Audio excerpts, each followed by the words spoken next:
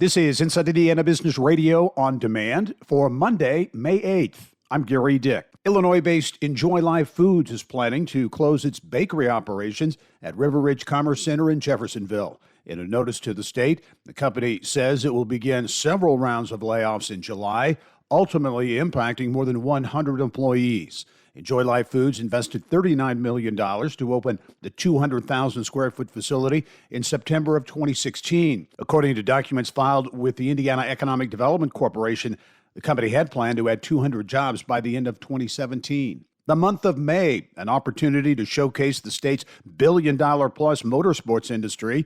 More than 350 motorsports-related companies call Indiana home.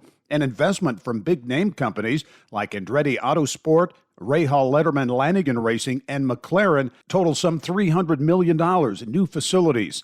Indianapolis Motor Speedway President Doug Bowles. And it's amazing, that kind of investment, but it really says a lot about this economy here. The Indiana is a place to have businesses. It makes sense, and obviously all the racing folks here.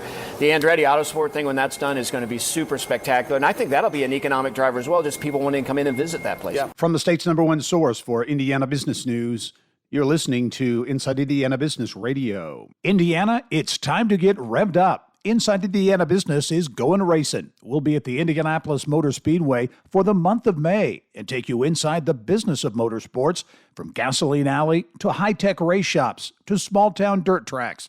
We'll explore what fuels a billion-dollar industry in the state.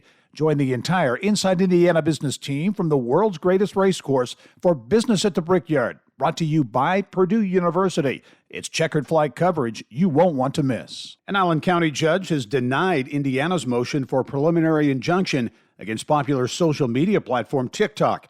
Here's Inside Indiana Business reporter Alex Brown. An order from Allen Superior Court says that the state hasn't, quote, shown a reasonable likelihood of success on the merits at trial. In its motion for preliminary injunction, the state sought to prohibit TikTok from referring to its content as infrequent or mild when it comes to profanity or crude humor, mature suggestive themes, alcohol, tobacco, or drug use or references, and sexual content or nudity to the Apple App Store. The lawsuit was filed in December by Indiana Attorney General Todd Rokita. The state claims the app misleads its consumers about the level of inappropriate content on TikTok and the security of consumer information. The court agreed with TikTok that terms like mild or intense used to describe the frequency of certain content are subjective and open to differences of opinion. The order further noted that Indiana consumers download the app for free and that consumer transaction does not include TikTok. Judge Craig Bobay noted whether the state's Deceptive Consumer Sales Act covers free apps has not yet been addressed in Indiana. A hearing in the case is scheduled for June 6th in Allen Superior Court.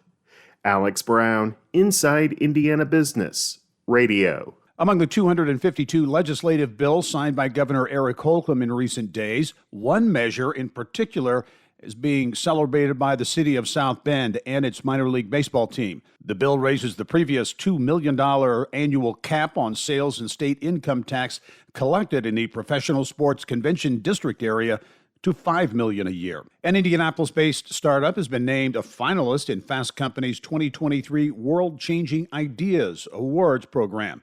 It's in the consumer products category. Sunny, which has developed a novel menstrual cup and applicator, is included on the list that features big names including Xfinity and Pandora. Well, tonight on Inside Indiana Business Radio, Alex Brown returns with a look at the day's business news and more. Until then, updates are available at InsideIndianaBusiness.com, your source for news, video, and business on demand. This is Gary Dick for Inside Indiana Business Radio on Demand.